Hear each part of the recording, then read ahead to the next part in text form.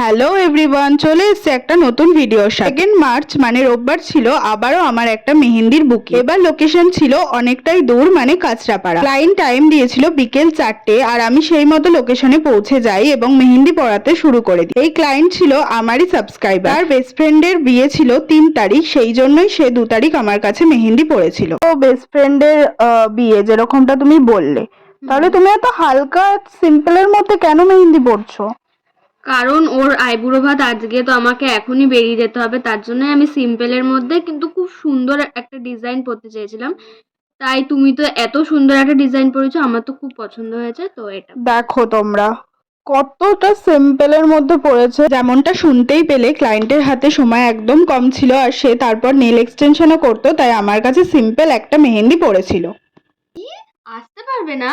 হঠাৎ করে কি এমন হলো যে ক্লায়েন্ট এরকম কথা বললো? নেক্সট পার্টে শেয়ার করবো। ওকে, বাই।